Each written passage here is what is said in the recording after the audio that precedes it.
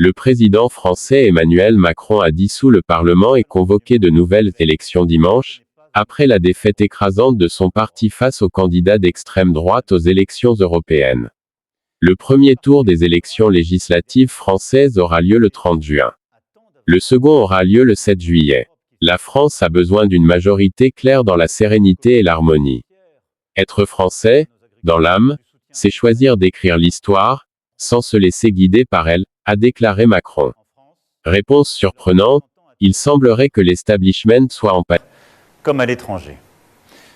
Le principal enseignement est clair. Ce n'est pas un bon résultat pour les partis qui défendent l'Europe, dont celui de la majorité présidentielle. Les partis d'extrême droite, qui ces dernières années se sont opposés à tant d'avancées permises par notre Europe, qu'il s'agisse de la relance économique, de la protection commune de nos frontières, du soutien à nos agriculteurs, du soutien à l'Ukraine, ces partis progressent partout sur le continent. En France, leurs représentants atteignent près de 40% des suffrages exprimés. Pour moi, qui ai toujours considéré qu'une Europe unie, forte, indépendante et bonne pour la France, c'est une situation à laquelle je ne peux me résoudre. La montée des nationalistes, des démagogues, est un danger pour notre nation, mais aussi pour notre Europe, pour la place de la France en Europe et dans le monde.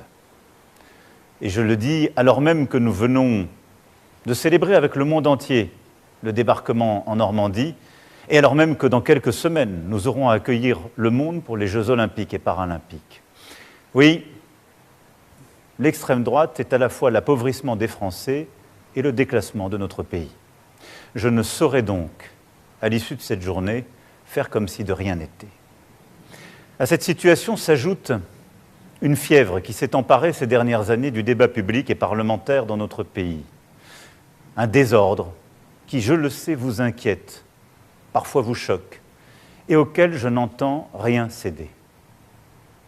Or aujourd'hui, les défis qui se présentent à nous, qu'il s'agisse des dangers extérieurs, du dérèglement climatique et de ses conséquences, ou des menaces à notre propre cohésion, ces défis exigent la clarté dans nos débats, l'ambition pour le pays et le respect pour chaque Français. C'est pourquoi, après avoir procédé aux consultations prévues à l'article 12 de notre Constitution, j'ai décidé de vous redonner le choix de notre avenir parlementaire par le vote. Je dissous donc ce soir l'Assemblée nationale. Je signerai dans quelques instants le décret de convocation des élections législatives qui se tiendront le 30 juin pour le premier tour et le 7 juillet pour le second. Cette décision est grave, lourde, mais c'est avant tout un acte de confiance. Confiance en vous, mes chers compatriotes, en la capacité du peuple français à faire le choix le plus juste pour lui-même et pour les générations futures. Confiance en notre démocratie. Que la parole soit donnée au peuple souverain, rien n'est plus républicain. Cela vaut mieux que tous les arrangements, toutes les solutions précaires. C'est un temps de clarification indispensable. Confiance en la France, qui face à la rudesse des temps sait toujours s'unir et résister pour dessiner l'avenir et non se replier ou céder à toutes les démagogies. Dans les prochains jours, je dirai l'orientation que je crois juste pour la nation. J'ai entendu votre message, vos préoccupations, et je ne les laisserai pas sans réponse. Et vous me connaissez, le goût de l'avenir, celui du dépassement, de la fédération, continueront de nourrir ce projet.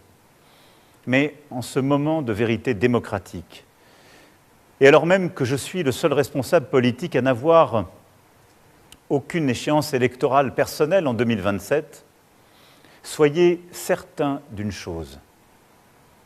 Ma seule ambition est d'être utile à notre pays que j'aime tant. Ma seule vocation est de vous servir. Je sais pouvoir compter sur vous pour aller massivement voter les 30 juin et 7 juillet prochains. La France a besoin d'une majorité claire pour agir dans la sérénité et la concorde.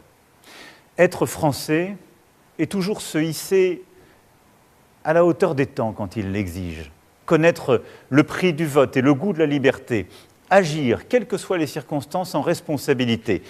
C'est au fond choisir d'écrire l'histoire plutôt que de la subir. C'est maintenant. Vive la République, vive la France.